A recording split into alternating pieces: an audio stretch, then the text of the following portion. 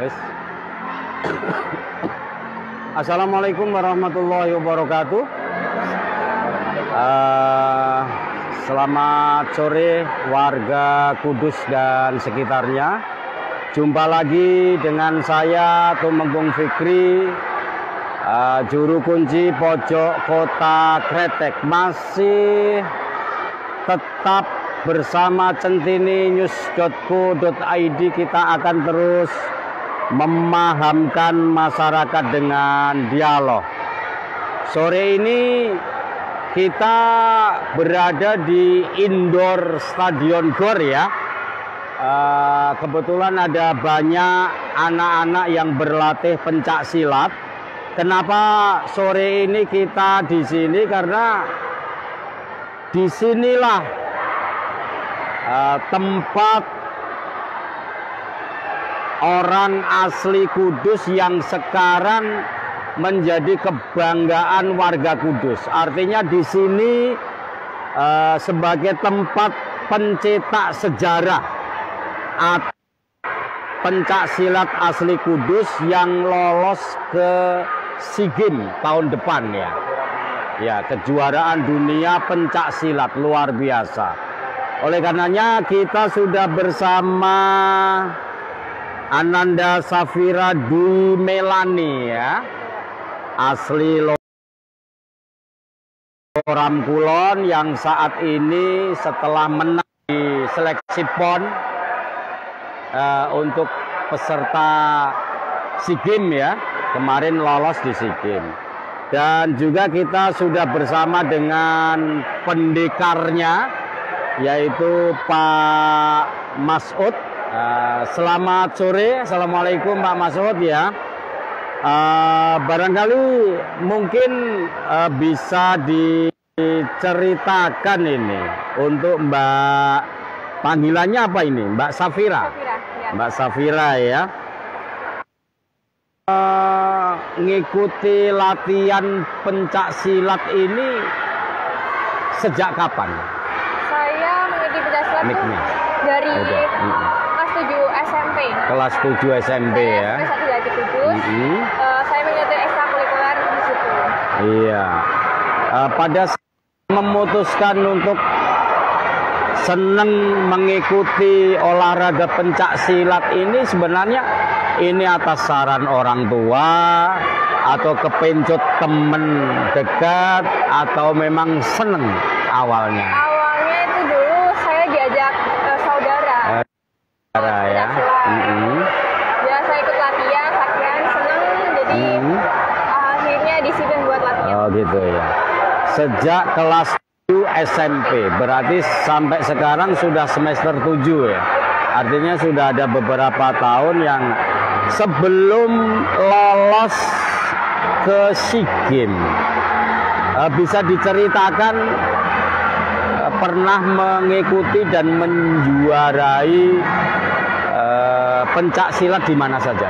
Kalau dari pelajar saya itu pernah juara 1 Popda tingkat Jawa Tengah. Iya, Popda ya. Terus 2 SN tingkat nasional di Jakarta. Terus SMA-nya tingkat pelajar juga, juara 1 kejurnas PPLP di Manado 2016. Juara 1 kejurnas PPLP 2017 di NTB. Juara 2 Popnas di Semarang. Juara 1 Pomnas di Jakarta. Dan terakhir. Oh ya, luar biasa ya. Artinya semudah ini sudah pernah melanglang buana sampai mana ini. Kenapa bisa ada kesempatan seperti itu? Karena berprestasi kan begitu. Oleh karenanya ini menjadi inspirasi para anak-anak muda ya. Tidak harus di pencak silat, tapi di semua aktivitas yang positif. Ini harus semua prestasi, karena dengan berprestasi nanti akan bisa kemana-mana, termasuk nanti akan ke SEA Games ya. Artinya yang mungkin di luar negeri tentu ya, karena tidak dilaksanakan di Indonesia. Pengalaman sejak menjadi atlet pencak silat ini pernah cedera begitu? Iya, Tahu. Jadi saya jadi runner up di kejurnas seperti di Solo 2018. Ya. Terus saya juga ada cedera ankle yang mengakibatkan saya kalah di kejurda buat flag yang Ya. Jadi cedera-cedera itu tidak menjadikan surut semangat ya, artinya malah tambah semangat kan begitu, karena dengan berprestasi seperti ini tentu akan membuka ruang ya, membuka ruang. Saat itu ikut di Padepokan mana? Saya di Padepokan Banguruyung. Di Banguruyung ya, yang sebenarnya Pak Masud ya. Ya jadi Pak Masud ya mungkin apa namanya, sangat kenal betul ya dengan Safira, karena sejak SMP 7 sampai dengan sekarang menjadi atlet yang berprestasi. Perasaan Masud sebagai pelatih dan pembina. Alhamdulillah, terima kasih. Untuk perjalanan Safira dari SMP itu sangat luar biasa. Perjalanan Safira dari SMP itu luar biasa.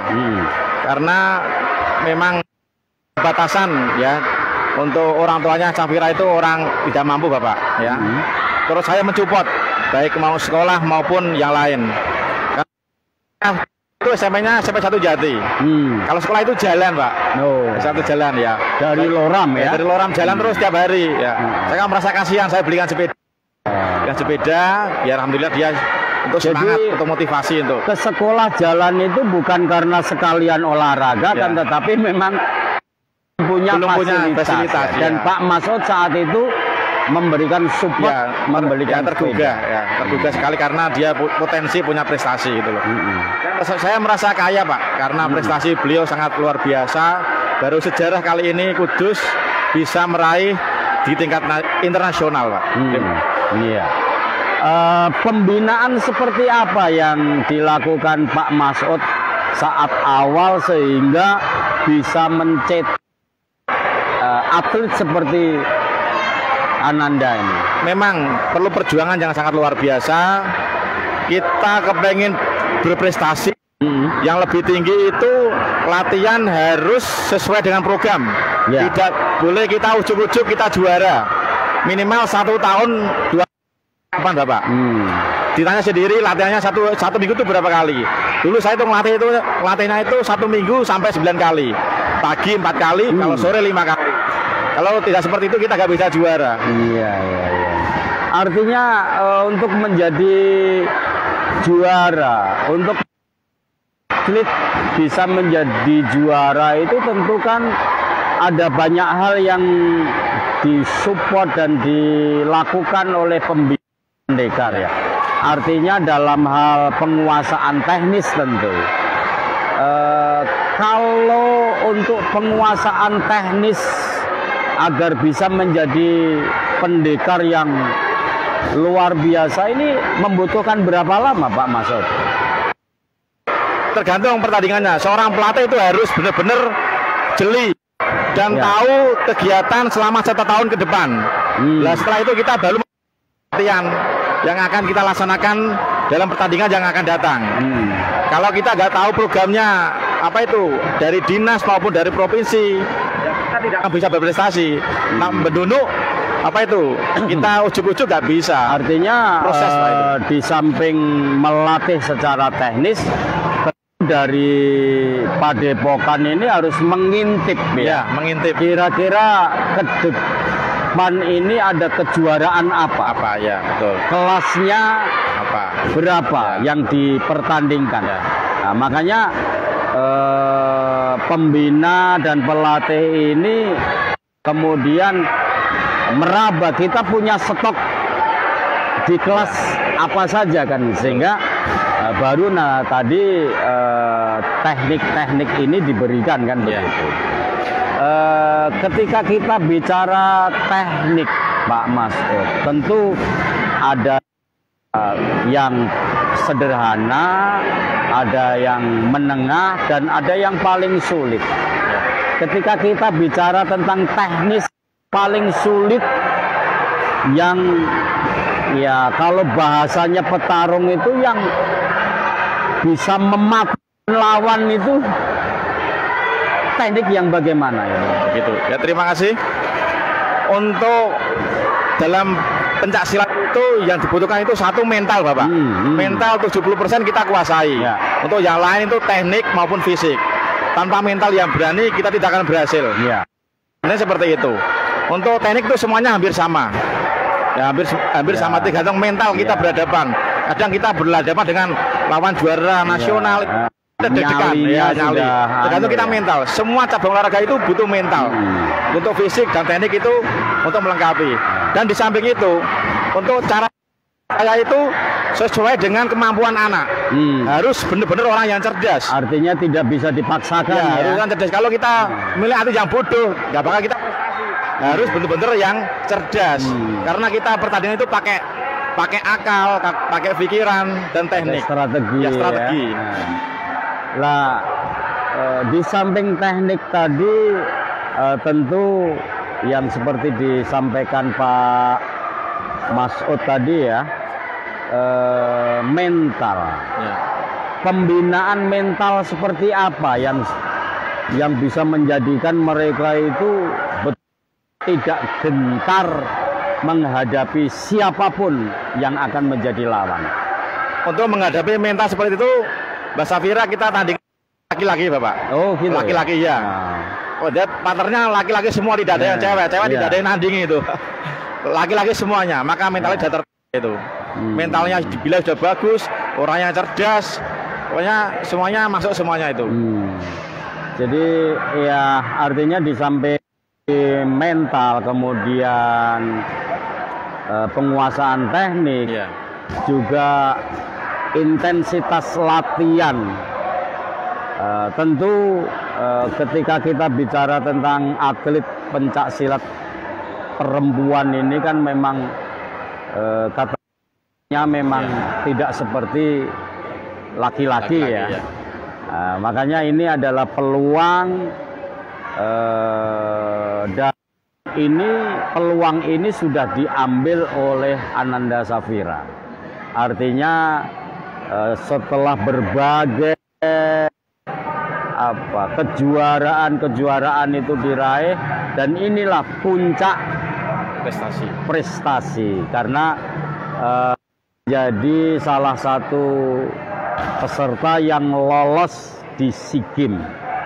Harapannya ke depan setelah SEA Games ini dilaksanakan seperti apa sebagai pembina dan pelatih? Harapannya ke depan selagi beliau masih mampu untuk bertanding, karena usia dalam pertandingan silat itu aturannya maksimal 35 tahun.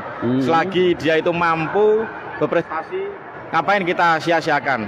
Karena kebanyakan orang itu kalau cewek sudah menikah itu selesai. Makanya saya paling sama Mbak Safira, pokoknya kamu fokus untuk bertanding, nggak usah mikir yang lain, ya. Angkat derajat orang tuamu, perguruanmu, kabupaten dan kabupatenmu. Karena ini momen-momen yang tidak bisa sejarah intinya gitu. Iya, artinya kesempatan itu tidak datang dua kali. Betul ya. Sekali. Artinya harus betul dimanfaatkan, kan begitu. Pak Mas'ud sebagai pelatih, pembina, juga pengurus IPSI ya di jajaran KONI Kabupaten Kudus, boleh tahu ketika ada anak asli Kudus berprestasi seperti ini, atensi dan perhatian pemerintah Kabupaten Kudus seperti apa? Ya, untuk kemarin saya sudah Safira berangkat, saya sudah calling sama Pak Ketua KONI, Pak mohon untuk ya minimal tali asih untuk bekal Safira di sana, karena beliau ini mewakili Kabupaten Kudus, Jawa Tengah, bahkan nanti kejuaraan dunia. Terus rencana kemarin Ya rencana besok pagi kita ke KONI ya ada tali asih. Dan tidak lupa juga kami sebagai pelatih juga tidak mau namanya terenyuh. Intinya sumbangsih untuk beliau Safira ini biar untuk semangat. Ya, tambah support ya. Artinya di pemerintah Kabupaten Kudus kan ada yang namanya Dinas Kepemudaan dan Olahraga. Artinya segala hal terkait dengan mungkin dan lain-lain nomenklaturnya kan ada di Disdikpora. Ketika faktanya bahwa Ananda Safira ini menjadi salah satu peserta atlet pencak silat yang akan berlaga di SEA Games, dari Dikpora sendiri sebagai tangan panjang Bupati Kudus, atensinya seperti apa? Dikpora, Pak. KONI atau Dikpora? Ya? KONI. Bukan. Dikpora. Dinas, lembaga pemerintah. Diknas Dikpora itu kan yang menangani untuk khusus yang pelajar, Bapak. Oh gitu. Ya, pelajar. Kalau kita sudah dewasa atau 11 ke atas itu yang menangani di bawah KONI. Ya. Untuk IPSI sendiri tahun 2001 ini nggak dapat anggaran. Nggak ada anggaran. Makanya kita sebagai pelatih biar anak nggak loyo, tetap semangat. Pinter-pinternya pelatih, Pak, cari support sumbangsih pada beliau Safira. Untuk tahun 2001 ini memang IPSI nggak dapat anggaran dari KONI. Belum dapat atau tidak dapat? Nggak dapat. Karena dari awalnya sudah mau habis. Kalau ada kegiatan ya kita iuran sendiri. Oh gitu. Ya artinya begini Pak Masud ya. Ketika mungkin di Pengcap atau Pengkap yang lain ini ya kita tidak munafik bahwa Jerbasuki tentu mau wabeo kan begitu. Ketika faktanya memang IPSI tidak mendapatkan anggaran dari pemerintah melalui KONI, akan tetapi semangat berlatihnya seperti ini ya. Yang sudah dilakukan IPSI ini untuk bisa menyelenggarakan ini tuh apa saja ya? Memang di silat itu gini Bapak, tidak ada uang maupun ada uang itu sudah biasa, nggak kaget. Ya. Kita tetap swadaya dari masing-masing pelatih maupun perguruan. Apalagi ada support dari pemerintah, tambah senang lagi. Tidak ada bisa berjalan apalagi ada. Apalagi ada ya. Tentu ini menjadi catatan bahwa tidak semua cabur ini harus menggantungkan ada anggaran dari pemerintah. Ya. Buktinya IPSI walaupun di tahun 2021 ini tidak mendapatkan aliran dari KONI sebagai induk olahraga di Kabupaten Kudus, akan tetapi latihan rutin seperti ini masih tetap berjalan. Dan bukti yang paling mengagetkan adalah salah satu dari peserta atau anggota Bangoruyung berhasil lolos menjadi atlet SEA Games di tahun depan ya, di Vietnam. Luar biasa. Oleh karenanya melalui centininews.co.id ini kita mengetuk para penentu kebijakan di Kudus lah. Inilah anak kita yang baik langsung maupun tidak langsung bisa mengharumkan nama Kabupaten Kudus kan begitu. Oleh karenanya mohon kepada para penentu kebijakan di Kabupaten Kudus untuk lebih memberikan apresiasi terhadap mereka ini juga calon-calon juara kalau memang betul-betul dilatih seperti Pak Mas Ota, mentalnya disiapkan, tekniknya dikuasai, kemudian jam terbang untuk tanding dengan kawan-kawannya juga harus secara intens dilakukan kan begitu. pesan Pak Mas'ud sebagai pendekar pencak silat kepada generasi setelah Ananda ini, harus seperti apa supaya bisa seperti Ananda, Safira? Untuk pesan dari saya pribadi sendiri, ya, berlatih itu tidak hanya di tempat latihan, di rumah juga bisa. Memang kita kalah latihan jam terbang, pasti kita kalah. Kalau 1 minggu latihannya kita 3 kali, pasti kalah dengan yang 6 kali. 6 kali kalah yang dan 10 kali. Itu patokannya seperti itu. Itu teorinya seperti itu ya. Mas, seperti itu kan dalam melatih anak-anak seperti itu, mulai sebelum Safira sampai saat ini juga seperti itu.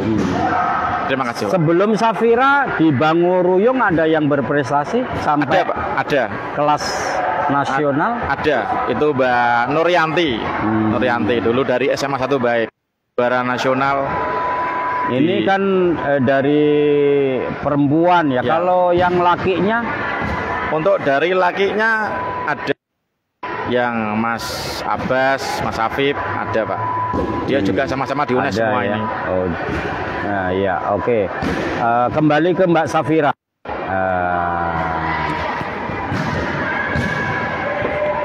Ini perasaan. Perasaan anak setelah lolos menjadi salah satu atlet pencak silat yang akan berlaga di seperti apa? Alhamdulillah sih, saya bersyukur diberi kesempatan dan saya masih bisa mengukir prestasi di atas dari nasional. Jadi memang saya klimaksnya waktu itu saya bisa mengalahkan juara PON. Jadi saya patokannya tuh saya harus mengalahkan juara PON. Artinya ada target ya. Itu. Ya. Makanya saya mungkin nggak mau nyanyikan kesempatan yang datang ini. Insya Allah target saya juga emas di kejuaraan dunia sama sih. Sejak ditetap menjadi salah satu peserta yang akan berlaga di SEA Games, rencana persiapan apa yang mungkin sudah dikoordinasikan kepada para pelatih dan pendekar, Mbak Safira? Kalau dari saya 1 bulan ini sampai akhir Desember saya pemulihan buat cedera saya. Saya ada bahu. Terus mungkin kita ada dari PBFC itu ada diplatnaskan dari Januari. Itu untuk SEA Games. Dan mungkin Februari atau Maret diplanaskan untuk kejuaraan dunianya. Ya, artinya setelah ditetapkan menjadi peserta tentu secara mental, fisik, dan semuanya itu sudah disiapkan. Iya. Artinya yang penting ada target bisa menyabet emas di laga internasional kan gitu. Karena ya bagaimanapun nanti juga akan akan mengharumkan apakah internal keluarga, pemerintah daerah sendiri, juga yang lebih besar lagi adalah Negara Kesatuan Republik Indonesia kan. Sebenarnya untuk menjadi seorang Safira yang syarat dengan prestasi ini, awalnya itu sudah menjadi cita-cita atau ini untuk menjadi atlet pencak silat ini? Kalau dari awal saya mungkin emang penggemar olahraga, cuma nggak disilat. Jadi mungkin kalau Safira ketemu sama teman-teman, saya nyaman di perguruan ini, jadi kita senang. Kalau senang kan latihan pun kita tidak ada beban ya. Jadi karena mungkin dari situlah yang bikin Safira senang itu karena lingkungannya atau karena kebetulan pembina dan pelatihnya? Ya mungkin semuanya sih. Semuanya ya. Support situnya kita buat semangat buat latihan. Ya artinya dalam satu satu forum begitu yang paling mungkin bisa yang paling bisa menjadikan betah dan kerasan itu karena di setiap latihan seperti satu keluarga begitu betul. ya, satu keluarga. Jadi sehingga apapun itu secara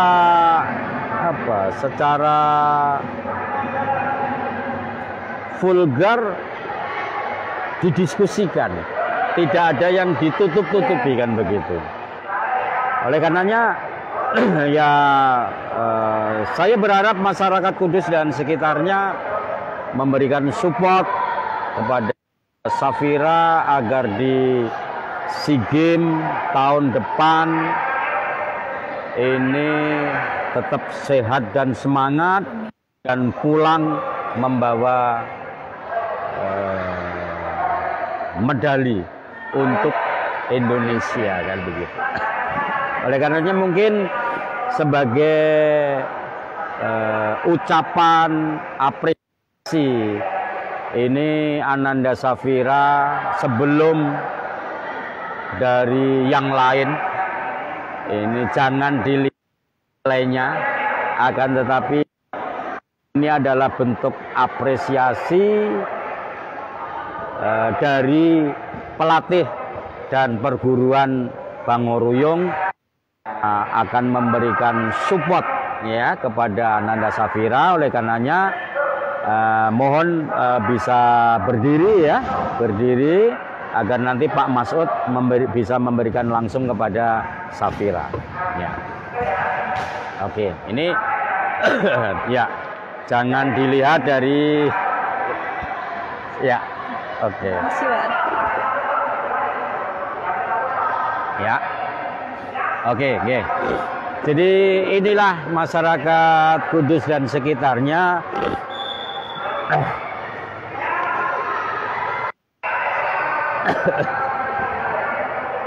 haru kudu nangis. Ya.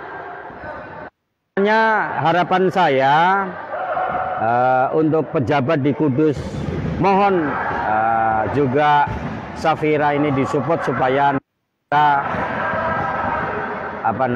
menjuarai di SEA Games. Masyarakat Kudus, terima kasih sudah bersama saya. Assalamualaikum warahmatullahi wabarakatuh. Ya.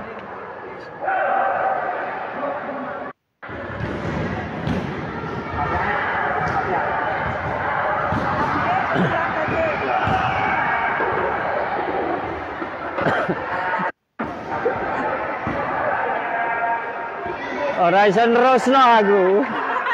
Nek wis urusan bocah iki.